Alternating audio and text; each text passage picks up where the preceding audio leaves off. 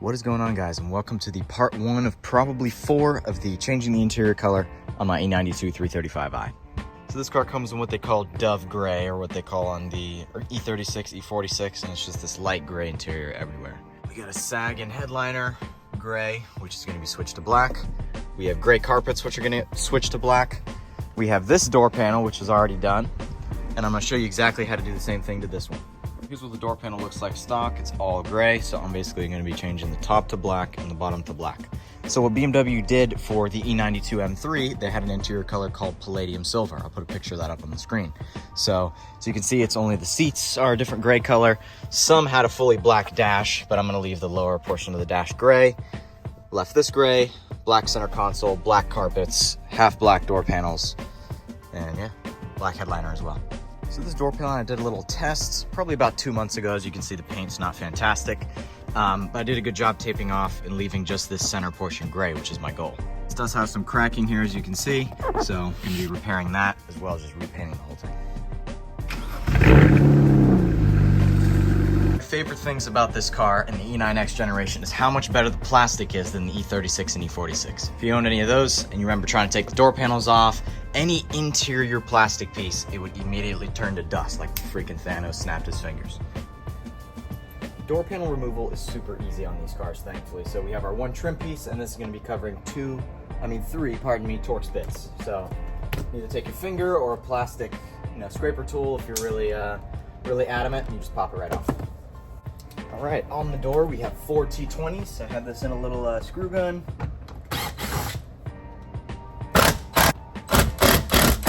Okay, once those are all off, should be able to just pull real hard.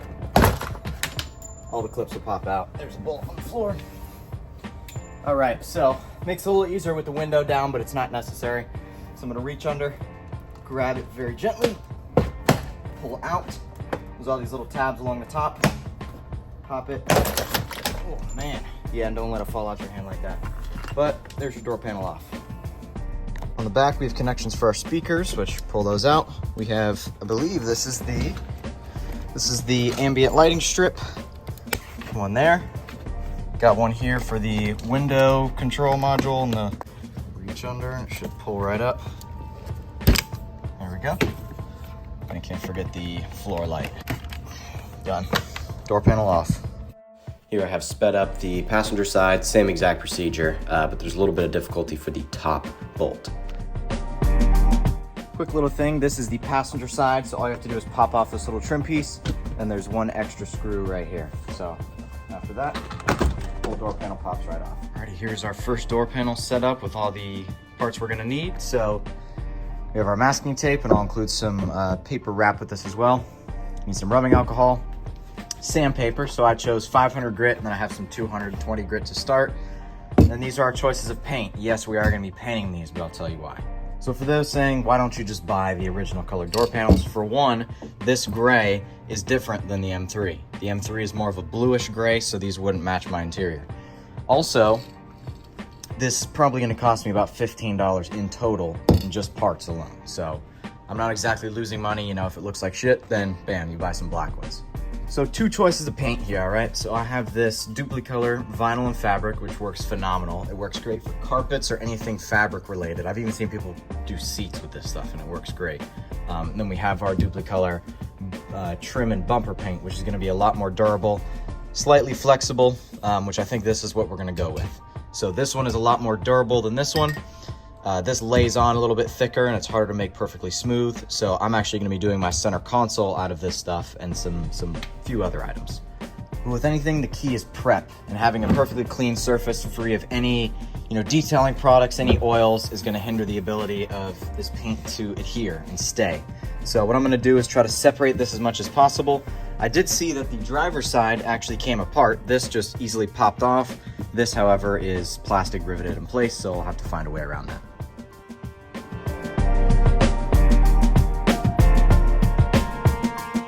It does appear on this one, on the passenger side at least. The driver's side, this whole thing pops off no problem.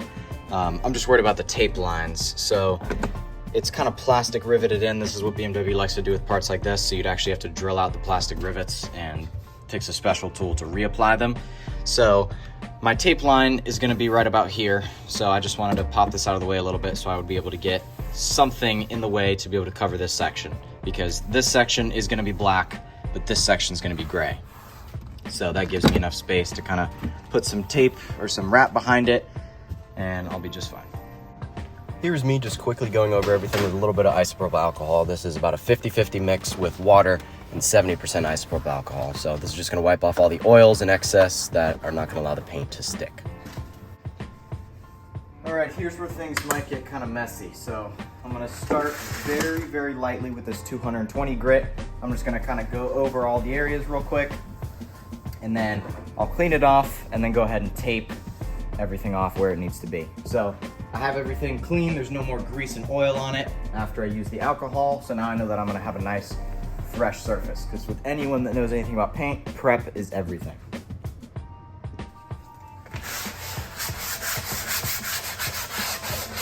So this is just my first pass with 220. I'm not gonna go too deep because I don't want to take off the texture of the leather. So, very smooth, cover evenly on everything, and then I'll go over with 500, and then we're ready to tape off.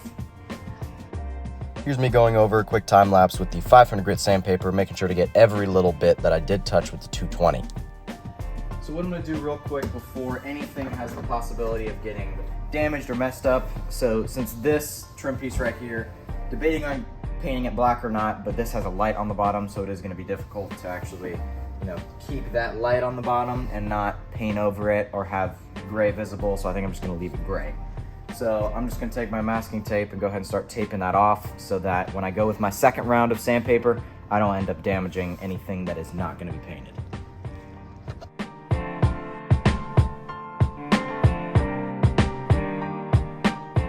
So these seam lines are very important. You gotta make sure you push the tape all the way down in there so you get no overspray on anything you don't want. So to continue to go around, I'm gonna do the same thing around these areas. Like I said, this area is gonna be painted and this is not. So I just gotta make sure everything is taped off correctly. I also gotta make sure that, however I position this, since this piece is getting painted, I don't want any overspray, and then when this clicks back in, you're gonna be able to see any marks. So I just have to be very, very careful with pieces like this. All right, taping off is all done. So I still need to go around the edges real quick. I'm gonna do the last round of sandpaper, then one more alcohol rub. So I lifted this up, I peeled paper underneath. This is gonna be the only tricky area because this part is gonna be black, and there might be a little bit of gray sticking through here, which I can touch up with like a paintbrush, touch-up paint. But other than that, taped off pretty well.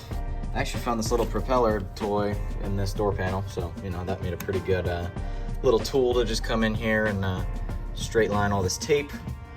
But yeah, overall, went pretty good. Almost ready for paint.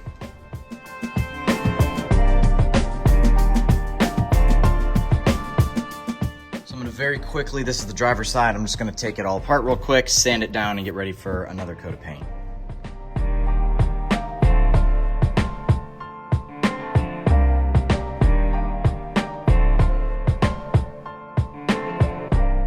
Second panel all done, taped off. As you can see, only black is visible.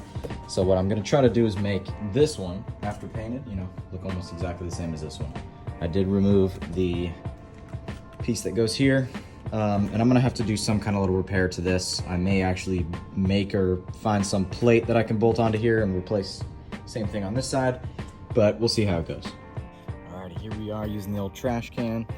So here's our bumper and trim paint, if that would focus. So I'm gonna go ahead and start with just a light dust over the whole area. This stuff sprays on pretty chunky looking, you can see. So gotta get very light and far away with this stuff.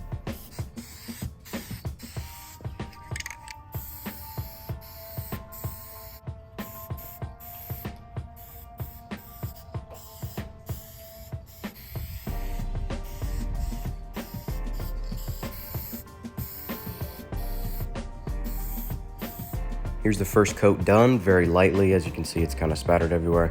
So I don't want any drippage. So I'm gonna let this dry for about 5 or 10 minutes, and then I'll go ahead and do the second coat once it stops being tacky. Coat number 2 done. Pretty good overall.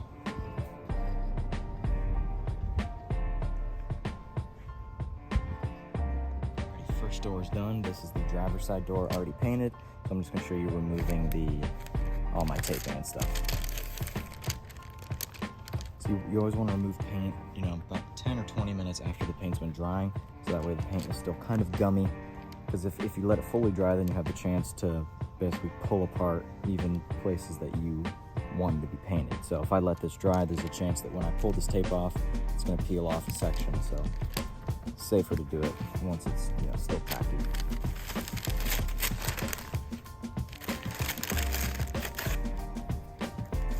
Here's the driver's side door after one light coat and two very thick coats. As you can see, very even. I did have a little bit of mess up over here, some overspray that I will correct later on, but overall, door came out fantastic. Can hardly see any imperfections in the sun, so I'm very happy. Here are both of the finished door panels inside. I'm gonna allow them to dry inside for a few hours before I even attempt to put them on, maybe even overnight just for safety. But even if you look in the glare of the reflection, there is no imperfections in this paint. It really came out better than I could have expected. So I'm gonna let them dry for a little while and then I'll reinstall them. Alrighty, so here we are back in the garage on the car. Here's our finished driver's side door panel. I'm gonna get a quick close-up. So this section right here I did pop off and I did not redo because I'm awaiting a solution for this that I might do. But otherwise, look at this thing overall. Like, the finish on this is actually very OEM, and this bumper and trim paint ends up being super durable, so I can scratch this with my fingernails. It's flexible, it's not gonna crack, besides this point because of the squishy leather. But everywhere else, I'm not worried about kicking this or hitting it or anything and expecting any damage. So it's good.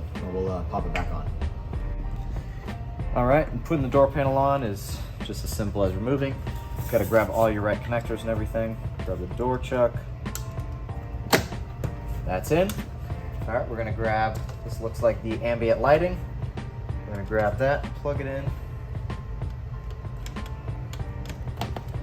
We got the speakers. One there, one here. We got the switch for the window controls, which is gonna be down in here. And my window controls are sitting on the seat over there, so I'll pop those through in a minute. So this connector I just want to get right here. Next we got the footwell light. Get to. Alrighty. So now with the door, I like to start at the top. It's a little easier to do than kind of piecing it together on the bottom, whatever. So I like to start at the top, clip in these there's 1, 2, 3, 4, 5, 6, 7 of these little straight in connectors. So I'm gonna line up the speaker, find the hole, bam. Oh, let's pull it off real quick because I forgot the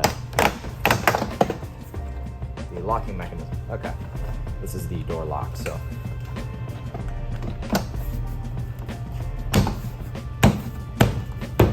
There we go, we got the lock through the hole. Let's make sure we can find our connector right here. Make sure that can feeds through. We got all our little pop connectors.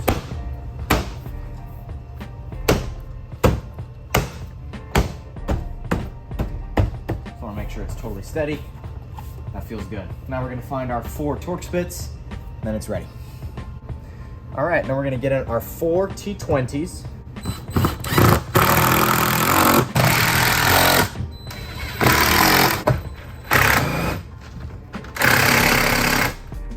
Alrighty, so we got our window controls here. We're gonna push in the connector, flip the tab, tuck our wires very nicely. We're gonna tuck in this little tab, boom. Tabs. Bam, driver's side door done.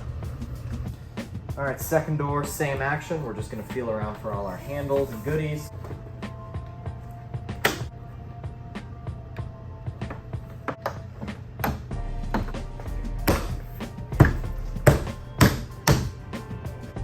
Passenger door panel is on. The only thing I can see there's a slight little nick right there, and then as well as the angling, where this is. You're able to see just a little bit of gray where I missed. But overall, I'm very satisfied with this.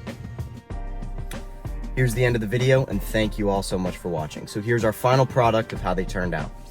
As you can see, they look fantastic. There's no streaks or anything in the paint, and doing the prep work correctly really makes a big difference. So overall, these do a great job at mimicking the palladium silver that's in the M3s, and I'm very satisfied with it. So in the next video, we'll be tackling this really, really crappy headliner, along with this sunshade that everyone makes fun of me for calling it a piece of plywood. So don't forget to subscribe and like, and thank you all for watching.